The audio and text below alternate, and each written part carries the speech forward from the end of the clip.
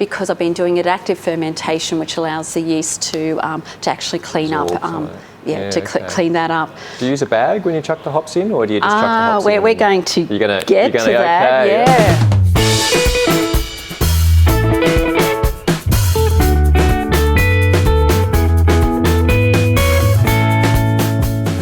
So, should you dry hop in a bag or loose? It's quite a simple question really, but it is one we get asked quite a lot down at the shop, and we thought it would make a helpful video. So today we've got two clips for you, one from Helen and one from Ben, both talking about the pros and cons of using bags to contain your dry hops.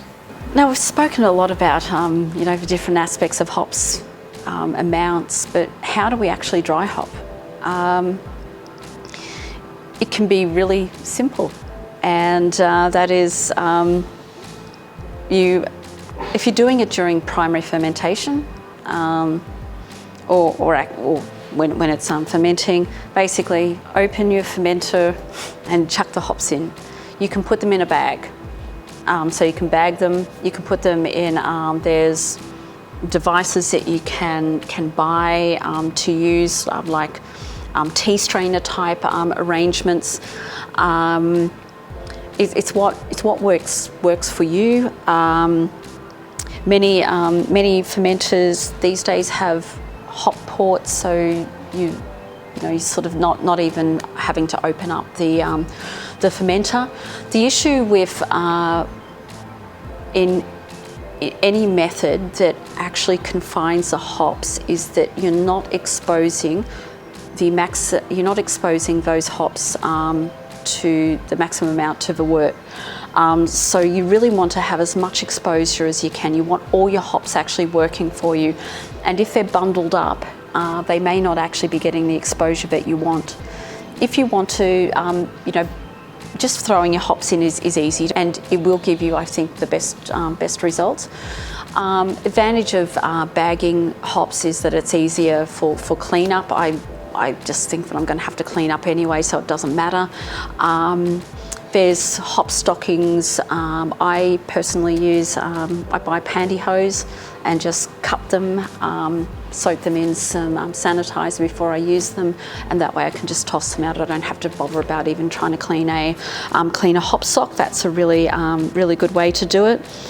If you're not doing it during your fermentation, there's other places you can do it. You can do it in the keg, and you can put it in a hop bag or a tea strainer, and that's a really good way. If you've actually done some dry hopping and you're not happy with what you've got, then you can actually throw some more hops at it. If you do throw hops into the keg, try to drink your beer within 2 to 4 weeks. It's not, you don't want those hops sitting on your beer. You want to, if you can't get them out, drink the beer as quickly as you possibly can. So that's okay, I suppose. If you're drinking a lot of beer, or you've got a party, it's not going to matter too much. You could do things like, there's the notion of a randalizer, and I think there's other terms for it, but if you've ever walked into a bar and they've got some funky setup on the, where they've got hops in with beer, and so they're running beer from a keg across the hops to actually serve it. You can do this at home. We use a method where we actually use the filters, and we just basically will take some whole cones, put them in the filter, run the keg beer through, and then serve it out the other side.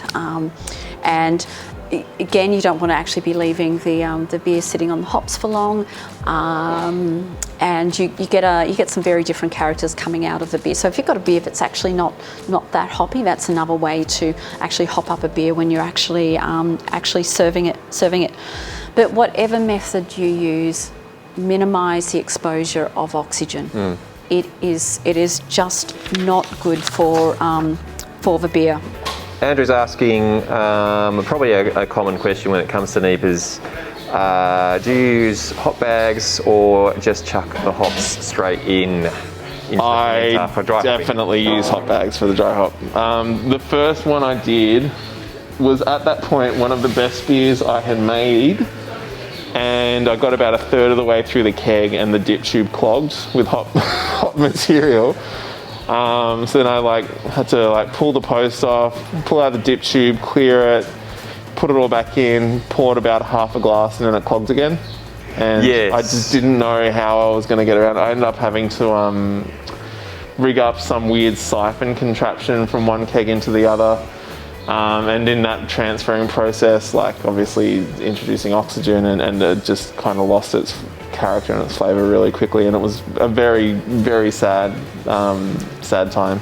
Yep, I've done it before too. I think you do lose some utilisation, but it's worth for me losing a little bit of the character of your dry hop when you're kind of got that insurance policy against clogging up your kegs, clogging up your bottles. And definitely, if you've ever had that happen to you, it's something you only want to go through once. Yeah, it's kind of tragic to lose so much really good beer. So there you go.